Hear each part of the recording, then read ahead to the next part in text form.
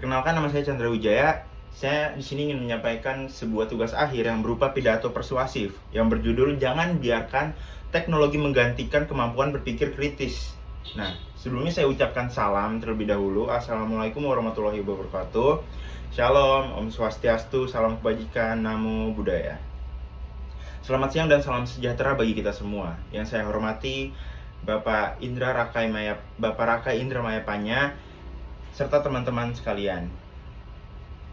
Nah, teman-teman, pernahkah kita menyadari bahwa hidup kita sekarang menjadi jauh lebih mudah dibandingkan beberapa tahun yang lalu? Ketika kita ingin mencari informasi, kita tinggal membuka internet. Ketika kita mendapatkan sebuah tugas kuliah, kita bisa meminta bantuan dari AI atau Artificial Intelligence dalam hitungan detik aja. Ya. Bahkan ketika kita tidak memahami suatu materi, teknologi mampu memberikan penjelasan yang cepat dan mudah dipahami. Nah, kemudahan ini tuh justru merupakan sebuah kemajuan memang. Tapi di balik semua manfaat tersebut, saya mau mengajak teman-teman semua untuk memikirkan satu pertanyaan sederhana.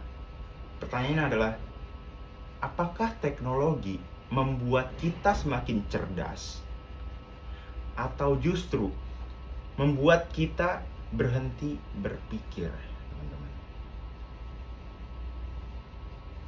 Ya, teman-teman yang saya banggakan, saya tidak berdiri di sini untuk mengatakan bahwa teknologi adalah sesuatu yang buruk. Justru sebaliknya, teknologi adalah salah satu pencapaian terbesar manusia di era sekarang. Berkat teknologi, komunikasi menjadi lebih cepat, ilmu pengetahuan semakin mudah diakses, dan berbagai pekerjaan dapat diselesaikan dengan lebih efisien. Namun ya, ada satu hal yang menurut saya itu mulai mengkhawatirkan di era sekarang. Kita tuh perlahan terbiasa mencari jawaban tanpa menikmati proses berpikir kritis, teman-teman. Apalagi kita sebagai mahasiswa. Nah, hari ini, ketika mendapatkan tugas, sebagian orang langsung membuka Artificial Intelligence atau yang bisa disebut AI. Lalu, menyalin hasilnya tanpa benar-benar memahami isi yang ditulis. Ketika melihat sebuah berita di media sosial, banyak yang langsung percaya. Hanya karena sudah viral, hanya karena sudah ditonton ribuan kali, tanpa memeriksa sumbernya terlebih dahulu. Bahkan, tidak sedikit yang ikut membagikan informasi tersebut tanpa mengetahui apakah informasi itu benar atau salah. Pertanyaannya, jika semua keputusan kita serahkan kepada teknologi, lalu di mana letak kemampuan berpikir kita sebagai manusia? Ya. Teman-teman, menurut saya, masalah terbesar di era digital bukanlah kurangnya informasi. Justru kita hidup di tengah banjirnya informasi. Sekarang ini banyak banget media sosial yang menyampaikan sebuah informasi. Nah, setiap hari kita tuh menerima ratusan, bahkan ribuan pesan dari berbagai platform, berbagai informasi, berbagai berita. Sayangnya, tidak semua informasi itu benar, teman-teman. Hoax, manipulasi gambar dan video, hingga konten yang dibuat untuk memancing emosi dapat menyebar dalam hitungan menit aja, teman-teman. Bahkan hitungan detik. Ya, disinilah kemampuan berpikir kritis menjadi sangat penting menurut saya ya. Berpikir kritis bukan berarti selalu membantah atau merasa paling benar. Berpikir kritis adalah kemampuan untuk bertanya, mencari bukti, membandingkan berbagai sumber, lalu mengambil kesimpulan berdasarkan alasan yang logis. Orang yang berpikir kritis tidak mudah terprovokasi, tidak mudah percaya pada informasi yang belum jelas adanya, dan tidak mudah mengikuti opini hanya karena sedang menjadi tren. Jadi, kita sebagai manusia, kita sebagai pengguna media sosial, jangan terlalu mengikuti arus, jangan terlalu mengikuti iklim yang ada di media sosial, teman-teman.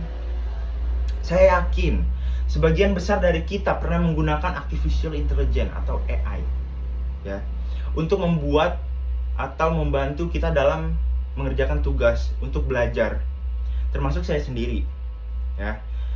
Tidak ada yang salah karena itu, ya teman-teman. AI dapat menjadi alat yang sangat bermanfaat untuk referensi, memahami konsep yang sulit, atau memberikan sudut pandang baru terhadap suatu masalah, teman-teman. Tapi kita juga harus menyadari AI hanyalah alat bantu. Ia dapat memberikan jawaban tetapi tidak dapat menggantikan pengalaman, teman-teman. Sama halnya seperti kalkulator yang hanya membantu menghitung untuk untuk kita menyelesaikan rumus matematika, untuk kita menyelesaikan hitungan-hitungan yang di luar kemampuan kita, teman-teman. Nah, AI itu bisa menyusun sebuah esai yang baik. Tetapi hanya manusialah yang mampu memahami makna di balik tulisan tersebut dan mempertanggungjawabkan jawabannya dan mempertanggungjawabkannya. Nah, di dunia perkuliahan, teman-teman, dosen tidak hanya menginginkan kita untuk mengumpulkan tugas aja. Yang sebenarnya sedang dibangun adalah kemampuan kita untuk menganalisis, teman-teman. Berdiskusi, mempertanyakan sesuatu, dan menemukan solusi. Jika kita semua proses itu kita serahkan kepada teknologi atau AI, maka kita memang menyelesaikan tugas, tetapi belum tentu kita memperoleh ilmunya, belum tentu kita memperoleh apa sih yang diinginkan dosen kita. Teman-teman yang saya hormati, oleh karena itu saya ingin mengajak kita semua untuk menjadi pengguna teknologi yang cerdas. Gunakan AI untuk membantu belajar. Tetapi jangan berhenti belajar karena adanya AI. Gunakan internet untuk memperluas wawasan, tetapi jangan percaya begitu saja pada semua yang kita baca. Bisakah untuk memverifikasi informasi, membaca dari berbagai sumber, berdiskusi, dan berani berpikir dengan kepala kita sendiri. Karena pada akhirnya masa depan tidak ditentukan oleh siapa yang paling cepat, teman-teman, mendapatkan jawaban. Ya. Masa depan tidak ditentukan oleh siapa yang paling cepat mendapatkan jawaban, melainkan oleh siapa yang mampu memahami, mengolah, dan menggunakan pengetahuan dengan bijaksana. Saya percaya bahwa generasi muda Indonesia memiliki potensi besar untuk membawa perubahan.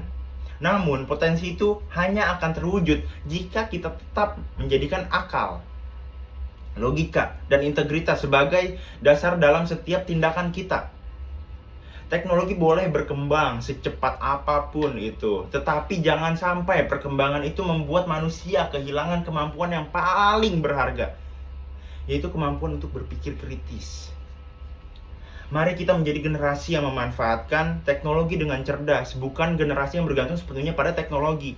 Jadikan artificial intelligence atau AI sebagai teman belajar kita, sebagai alat bantu kita, bukan tempat menerima informasi tanpa berpikir kritis.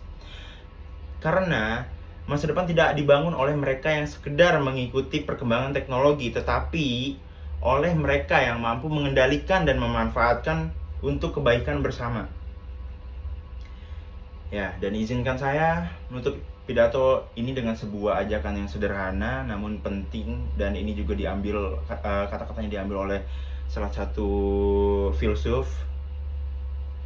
Ya, kata-katanya adalah jangan biarkan teknologi menggantikan cara berpikir, karena kemajuan sebuah bangsa tidak hanya ditentukan oleh kecanggihan alat yang dimilikinya, tetapi juga oleh kualitas manusia yang menggunakannya. Sebab secanggih apapun teknologi yang kita ciptakan, pada akhirnya manusialah yang akan menentukan apakah teknologi itu menjadi jalan menuju kemajuan atau justru menjadi alasan kemunduran. Terima kasih atas perhatian dari Pak Indra Mayapanya dan teman-teman sekalian. Wassalamualaikum warahmatullahi wabarakatuh. Shalom, Om Swastiastu, salam kebajikan, Namo Buddhaya.